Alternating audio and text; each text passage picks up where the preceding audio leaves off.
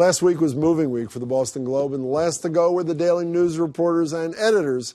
Each was given 2 crates and a deadline. So Globe business columnist and GBH contributor Shirley Young took a camera and Beat the Press host Emily Rooney along for the big day.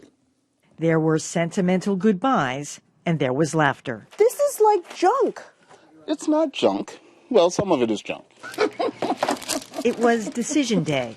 What to take, what to ditch. I'm embarrassed to say that I walked by the dumpster and I saw this in the dumpster, and I've never seen this before, but it's a pretty good find, right? It's got the Globe truck, it's got major headlines. 2010, 2011, Massachusetts Municipal Directory. There's no possible I ain't moving way that's that. still useful. No. Shirley and Adrian are looking forward to the move. I like the idea of moving. I've thought for 20 years being downtown would be fun. But the actual act of it is, first of all, it's a pain. But also, I'm a little nostalgic about it. I'm going to miss it. Walking to a place like this, which is stuck in time, and modern at one point, back in 1958 and maybe the 60s and 70s, but it's seen better days. You look at us now, you physically see owners reinvesting in the paper. So while that boosts Shirley's morale, she trots down the hallways and into the dungeon of the self-described toy department to see how the resident curmudgeons, otherwise known as Bob Ryan and Dan Shaughnessy, are facing the inevitable. I'm sure it'll be clean and great and lively and downtown and all those good things. It will not, for a lot of us, it won't be private. You won't have the ability to have a cave office like this with no windows where you can have classified conversations. What I would miss is the microfilm, is the library. I spent many hours. I once spent a month in January of 1993. I was commissioned to do a research on Larry Bird in anticipation of a big special section we were putting out, and I spent a month researching in that library. I can't imagine life without it. Yes, gone is the microfilm library, made famous in this scene from the 2015 Academy Award-winning film Spotlight. Gone to the printing presses, now moved to Taunton.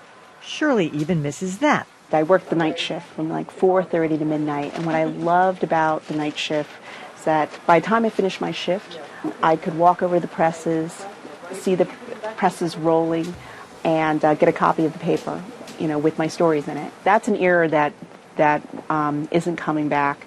So that's something that we won't be able to move downtown with us. No, and they can't take the fake elevator either, built for some long-forgotten TV pilot. Here's the Kevin White car. So back to that big decision Adrian Walker needs to make. What are you going to do with the Rolodex, Adrian?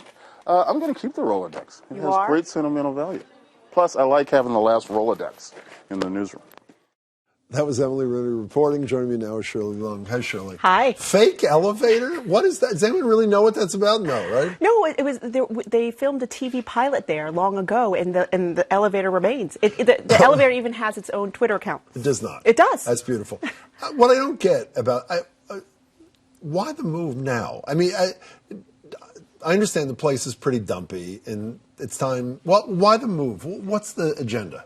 Well, the Henrys have owned us for about a few years now. They didn't build a new Fenway, did they? They didn't. I'm serious. Well, but they long considered moving us downtown. And remember, this is not the first time. I think, we've thought there have been previous editors who wanted to move the Globe back downtown, back into the center of action. And a lot of people think, we did this for the newsroom. Why does the newsroom need new digs, right? I think it's really about being attractive to prospective advertisers. I mean, clean and new and modern and that sort of thing. That when they come in. Exactly, come in and they don't get scared. They're not running away. This is a place that reinvests in itself. So I think it's more important to prospective advertisers than it is for journalists like me. Okay, so there's some nostalgia from the Shaughnessy's, the Ryans, the Walkers, etc. If there was a secret vote, though, it'd be 100% to move, wouldn't it, in candor? Well, it's just like old curmudgeon-y guys complaining, right? Well, I think a lot of us like moving to the new space. It's really nice to have been there.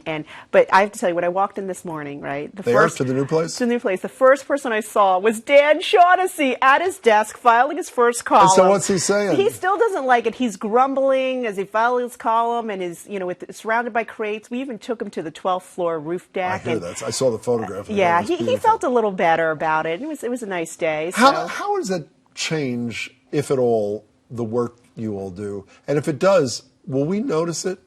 I mean, for people like me, I'm a business journalist, so it'll be much more easier for me to talk to people in the financial district, also people on Beacon Hill, and people, and so presumably we'll be more plugged in into kind of the movers and shakers in town. I think it'll be a little more difficult to go out to the neighborhood since we are downtown, so that's something we have to work on. What's the worst part? I would assume, I would assume, in light of the fact I read your column about taking the T to work, when people say, what was the best part of your 2 years on the Cambridge City Council, I said, free parking in Central Square. Was that the best part of the Globe? Yes, free parking, it was. 15 minutes, and now I have it's an hour commute, and I'm on the T, and it really does change your whole life and your whole way of thinking of how you commute. And I think it'll be for the better for T commuters, because now you have hundreds of journalists from the Globe on the T, and we can see every kind of flaw and report on it. Before a couple of quick things before you go is. Do you work in offices now, or do you have pods kind of thing, or do you share space like the Silicon Valley kind of thing? What's the physical setting? So my worst nightmare is if we had to do family-style seating, where we too. one long table. So what is it? No, we have our own space. Oh, you do? We don't have cubicles, but we have my own space, so it's good.